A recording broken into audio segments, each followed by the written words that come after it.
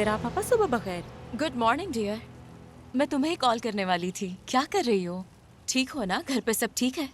बाबा थोड़ा गुस्से से पेश आए थे, लेकिन मैंने उन्हें संभाल लिया। उनको पता था कि मैं आपके पास थी रात को। अगर वो जान जाते कि मैं पार्टी पर गई थी तो फिर पता नहीं क्या करते वो। देखो, तुमसे वादा किया था, इसलिए तुम्हारे बाबा को कुछ नहीं बताया। और अगर दोबारा ऐसा हुआ... नहीं, फिर कभी ऐसा नहीं होगा, क्योंकि मुझे सबक मिल गया है। कल जो कुछ भी हुआ उसके बाद तो मैं कभी सोच भी नहीं सकती ऐसा, सच में। शाबाश मेरी बच्ची, मेरी प्यारी नाज। सिरा पापा, कल क्या हुआ था? मतलब मेहते अंकल आपके घर क्यों आए थे? सब कुछ बहुत अजीब था, बाबा ने भी कुछ नहीं कहा। दरअसल मेहते अंकल को तुम्हारी फिक्र हो रही थी, बस इतनी सी बात है, इसीलिए आए थे वो वहाँ। उन्हें किसने बताया था? नाज डियर, मुझे एक जॉब इंटरव्यू के लिए जाना है, मुझे फोन काटना पड़ेगा। फ्री होके तुम्हें कॉल करूंगी। जॉब इंटरव्यू के लिए? हाँ नाज, जिंदगी गुजारने के लिए पैसे कमाना भी तो बहुत जरूरी है। चलो अब फोन रख रही हूँ। Okay, bye bye. उफ यार, इसका मतलब वो नहीं आएंगी यहाँ। नाज़जान, यहाँ पर क्या कर रही हो? सिरा पापा से बात कर रही थी? हाँ, तो अब मुझसे ऐसे पूछगछ होगी? नाज वैसे ही पूछ रही हूँ आपा की जान। अगर बुरा लगा तो नहीं पूछूंगी। सिरा पापा से बात कर रही थी। तो मेहते अंकल का कुछ जिक्र कर रही थी? कल रात मेहते अंकल भी उनके घर पर आए थे। उनको भी मेरे बारे में पता चल गया था।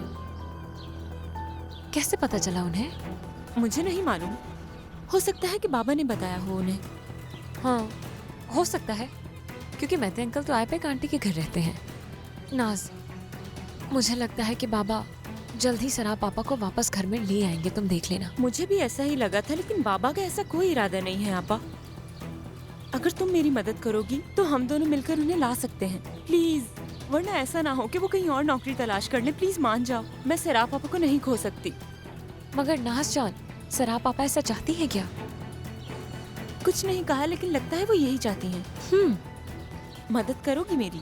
जरूर मदद करूंगी, मगर पहले मुझे ये जानना है कि सरा पापा हकीकतन क्या चाहती हैं। अगर चाहती हूँ तो मैं तुम्हारी मदद जरूर करूंगी, मगर उससे पहले एक मिनट। सरा पापा के आने की वजह से तूबा से बुरा रवैया नहीं रखोगी तुम, इसलिए मुझसे वादा करो। ठीक है, वादा। शुक्रिया, तुम बहुत अच्छी आपा हो मेरी। मैंने तुमसे कहा था ना, फारूक गेंजर है वो।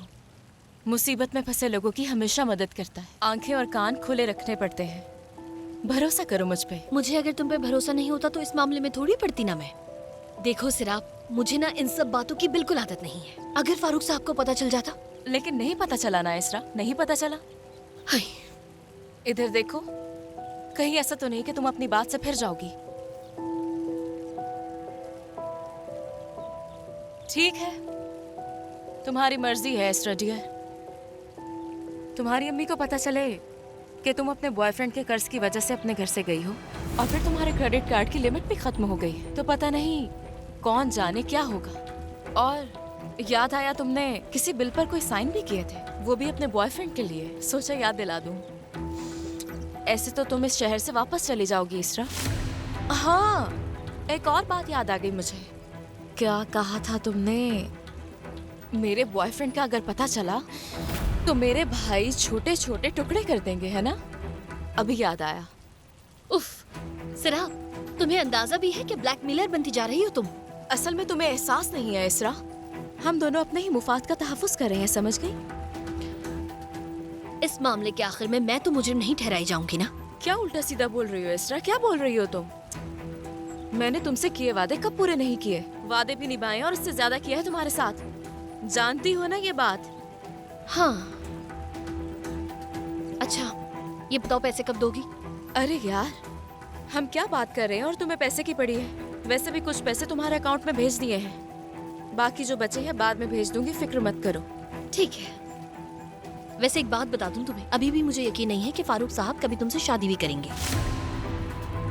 मैं ऑफिस जा रही हूँ, बाकी तुम्हारे हवाले। प्रॉमिस मत भूलना।